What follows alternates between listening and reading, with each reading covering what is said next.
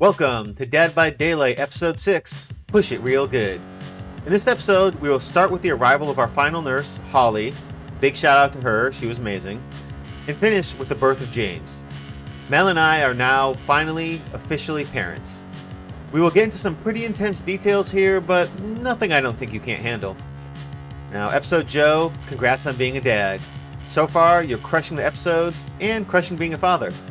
So take it away. Thanks, Introduction Me. I can't wait to finally tell the story of becoming a dad. So let's get right into it. I left off with the arrival of Holly on March 6th at 6 a.m. Right off the bat, she tells us that she will be the last nurse we see before we have our son. She tells us that she is very competitive, we are her only patients right now, and she can tell that we're a little sick of being there, which was certainly correct. I was pretty tired at this point with a little sleep and hadn't really eaten much, but that was nothing compared to where Madeline was at this point.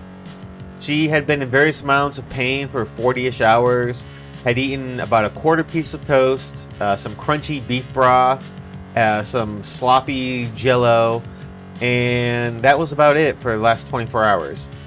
Right before Holly's arrival, in fact, Madeline had said to me in a very serious tone, "Look, if we don't get this baby out of me pretty soon, I'm going to start to be a real bitch." And she would certainly have every right to be. I would have been that and so much more at this point. Holly's arrival really breathed a new life into us, and we were ready for this final push. Now, something that had been apparent for a while was that while the baby was pretty low, it had been sort of at an odd angle. Ideally, you want the baby facing opposite of the mother, with the top of the head directly against the cervix. Just so when the birth is given, the baby can come straight out, sort of, head, shoulders, knees, and toes style.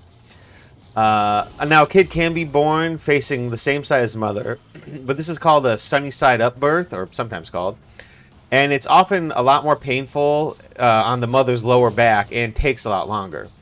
Now, our kid was a bit askew, with more of the back of his head pressed against her cervix, but he was still facing back, which is good. Now, after reading all the other nurses' reports and getting acquainted with us, Holly said she was going to try to do what she called a Texas roll to help with the baby's position. Now, this involved having Madeline bring up her left knee across her body over her right hip, where I held it and helped her just be stable. Again, do the epidural. And the bed was then tilted so that her head was lower than her feet, sort of very similar to like a seesaw going down one side. We held this position for a couple minutes, and then Madeline was put back in her normal position, sort of laying down, tipping the seesaw the other way, laying on her back. And this simple trick worked wonders. It seemed that the baby's position was reset, and Madeline's body was responding in a major way. Her cervix, which had been sort of paused at about 7 centimeters for a few hours at this point, started to dilate again, and within a half hour, she was up to 10 centimeters, enough to start pushing. They started to set Madeline's bed up for active labor, which involved putting a metal bar sort of above her, similar to like what would look like a pull-up bar. And Holly and I helped put her legs into very stable stirrups, so that way she could push her feet against something while she was pushing. Now was the hard part, the part we all know about, we all see in the movies, active labor, the pushing. Now, I should mention here that Madeline didn't really have too much fear about the whole birthing process. She was ready for the pain, she was ready for the boredom, she was ready for the worry, the dread, all the emotional stuff that comes up with labor. But the only thing she really truly feared and talked about pretty often was something that every nurse and every mother she talked to did mention, and that was pooping while pushing. And now we're about to start pushing, so let's see what happens. Now, active labor typically takes 2 to 4 hours of pushing for the first birth. And I guess I should define what a push here is, because it's a ton of work that I didn't really realize until it was actually happening. A push is essentially leaning a bit forward, kind of doing a bit of a crunch, contracting all of your uterine muscles for 10 long seconds, counted that's out, 1, 2, 3, then resting for 2 seconds, and doing it all again 2 more times. Now, each of these 3 long crunches and pushes, you would get about a 30 to 60 second break in between each contraction and start all over again. And you're expected to do this for 2 to 4 straight hours. Now, all of this is while in some pretty intense pain, even through the epidural.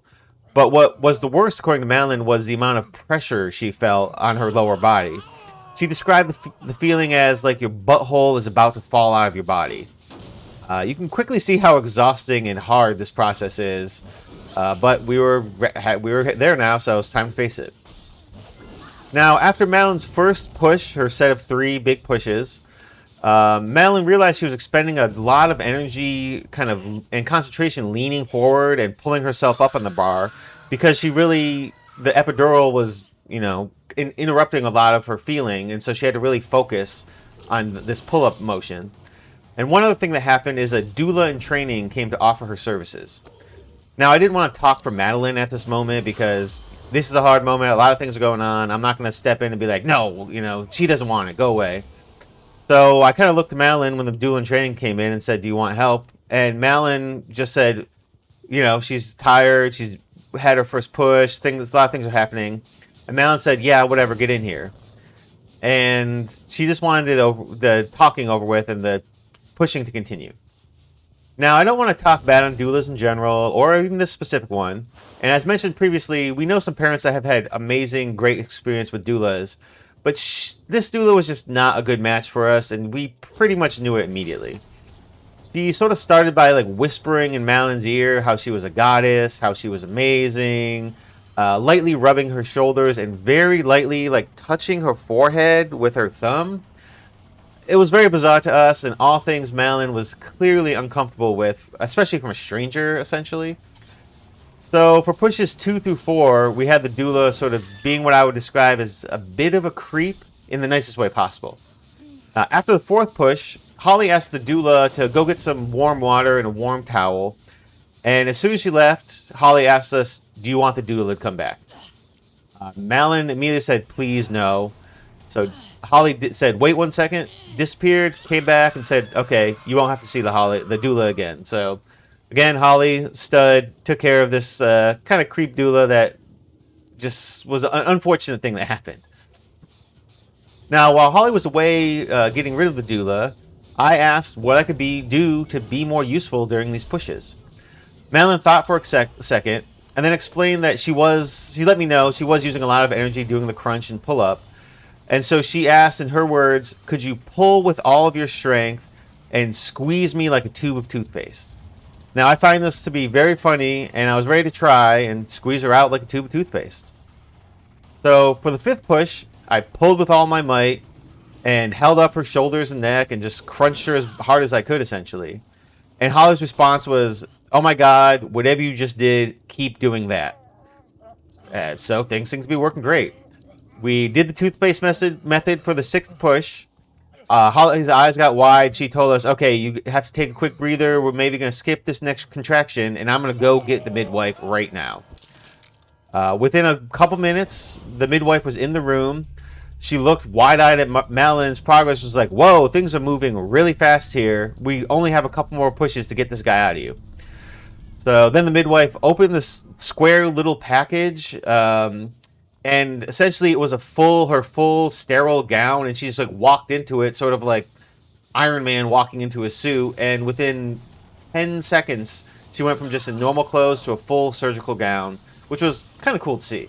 Now on push 8, the midwife let us know that we were 1 big push away, and on push 9, out popped James in a mere 27 minutes after starting active labor, which was supposed to take 2 to 4 hours. James weighed in at 8 pounds, 8 ounces, and lengthed in at 22 inches. He was a happy, healthy little guy. Now, on the instruments that had measured Madeline's contractions and heartbeat, we saw the intensity of Madeline's contractions and how her heartbeat would spike. But we saw that James was just a constant, steady, easy. For him, the birth was nice and easy, which is great. Now, before I could even cut the umbilical cord, so milliseconds after James was born, Madeline looked at me and said, get the food. And I had ordered her an Italian sub and some cookies as her push meal. since once the placenta passes, which is a pretty easy push about 10 to 15 minutes after James was born, gestational diabetes typically comes to an end. So about 40 minutes later, the food came, and Madeline ate what she described as one of the best meals of her life. And a quick note on the pooping that I mentioned earlier. I have absolutely no idea if she pooped, and I was right there the whole time.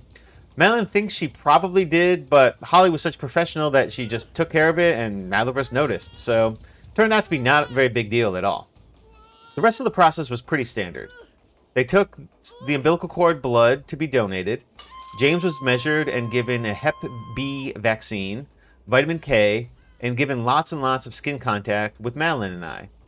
The midwives and nurses made sure that we must do skin-to-skin contact as much as possible because studies have shown that it helps regulate the vital signs of the child, like heart rate and blood sugar, and reduces the baby's stress hormones. It's also a great way to bond and just feel very in the moment with your child. And that pretty much sums up the active labor process. Madeline and I are now officially parents of James, and I hope you enjoyed this episode. Next week, we'll talk about the best advice I got from other folks, as well as the best advice I had to learn the hard way. Now, remember to be kind to one another, and hopefully we'll see you next episode. Bye-bye!